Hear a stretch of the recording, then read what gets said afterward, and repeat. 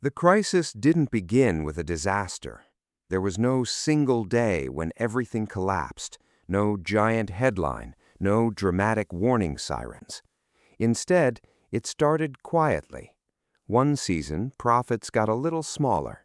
The next season, expenses got a little bigger. Then fuel costs rose, equipment costs rose, land prices rose, insurance costs rose. But the price farmers received for many of their crops didn't rise enough to keep pace. And now, in 2026, many people across Missouri are asking a terrifying question.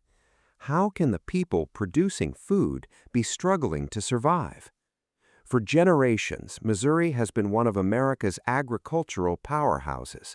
Millions of acres of farmland stretch across the state. Corn, soybeans, cattle, hogs, and other agricultural products help feed millions of people every year. Agriculture isn't just an industry here, it's a way of life. But in 2026, that way of life is under pressure from every direction. Economists, agricultural researchers, and agricultural organizations have all pointed to the same warning signs: shrinking profit margins, weak commodity prices, rising debt, unpredictable weather, and growing financial uncertainty. And for many farmers, those pressures are becoming impossible to ignore.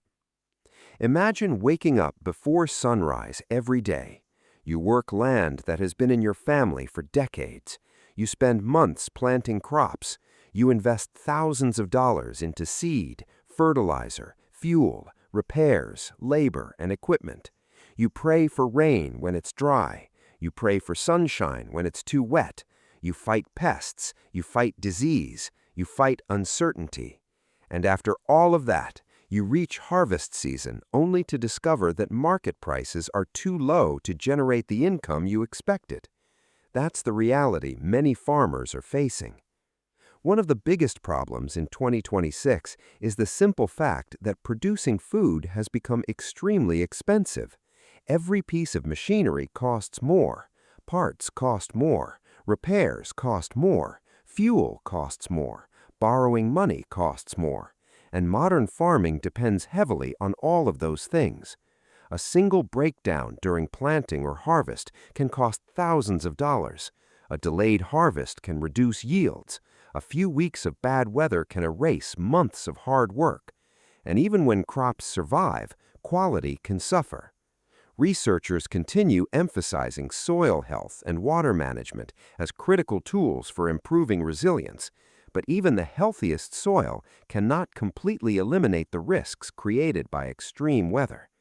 For farmers already operating on razor-thin margins, weather losses can become devastating.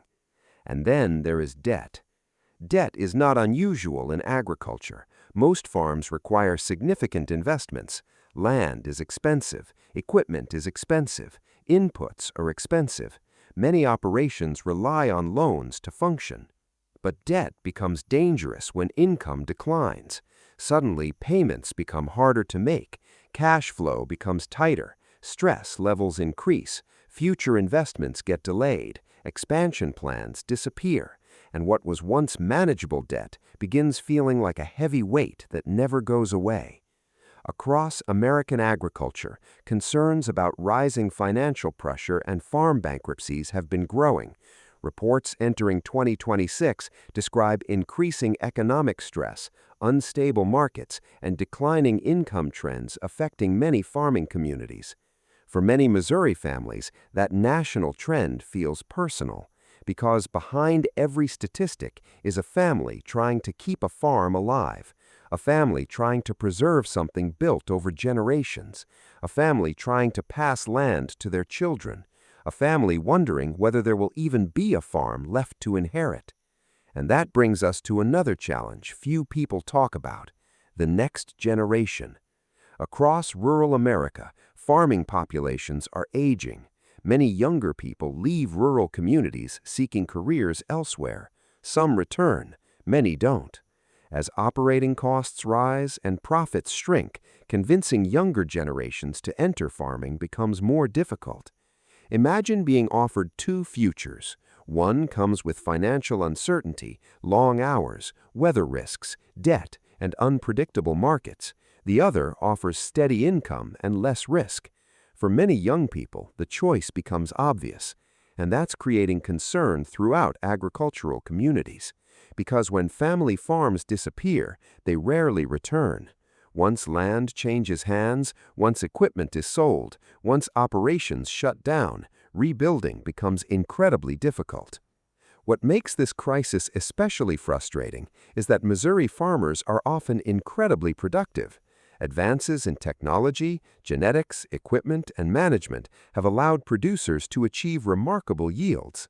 Many farms are producing more efficiently than ever before. Yet efficiency alone cannot solve every problem. If costs continue rising faster than profits, even the most efficient operation can struggle. That's the paradox of modern agriculture. Farmers are becoming better at producing food, but producing more food doesn't automatically mean earning more money. And while these challenges are serious, there is another side to this story. Missouri farmers are also adapting. They're experimenting with new planting methods. They're improving soil health. They're adopting precision agricultural technologies. They're finding ways to reduce waste and improve efficiency. Researchers, extension programs, and agricultural organizations continue working to provide tools that can help producers navigate uncertain conditions. Many farmers are diversifying income streams. Others are exploring specialty markets. Some are investing in conservation practices that improve long-term resilience. The determination remains. The work ethic remains. The commitment remains. What has changed is the level of pressure. And perhaps that's the most important thing to understand about Missouri's farm crisis in 2026. This isn't a story about farmers suddenly forgetting how to farm. It's not a story of laziness. It's not a story of failure. It's a story about economics. It's a story about margins. It's a story about uncertainty. It's a story about trying to survive in an environment where every year seems to bring another challenge. Because when people picture farming, they often imagine tractors moving through golden fields under clear blue skies. What they don't see are the late-night calculations, the loan payments, the equipment repairs, the weather forecasts checked every hour, the anxiety of watching markets fall, the pressure of making decisions that could determine whether a farm remains profitable. Those struggles rarely make headlines, but they shape everyday life across farming communities. And the consequences extend far beyond agriculture. When farmers struggle, rural economies struggle. Local equipment dealers feel it. Local suppliers feel it. Local businesses feel it. Communities built around agriculture feel it. The effects ripple outward. That's why many observers believe the future of farming isn't just an agricultural issue. It's an economic issue. It's a food security issue. It's a rural community issue.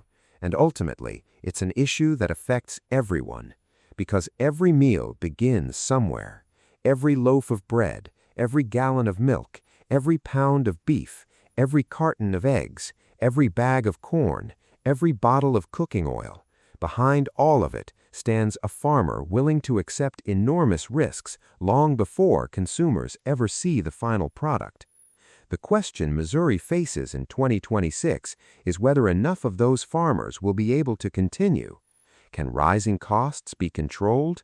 Can farm profitability improve? Can younger generations be encouraged to stay? Can producers withstand another year of uncertainty? Nobody knows for certain, but one thing is clear. The Missouri farm crisis is not a future threat. For many farming families, it is already here.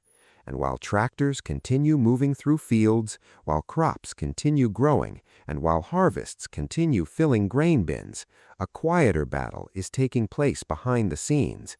A battle against rising costs, a battle against shrinking margins, a battle against uncertainty, a battle to preserve a way of life that has defined Missouri for generations. The outcome of that battle may determine what Missouri agriculture looks like not just next year, but for decades to come.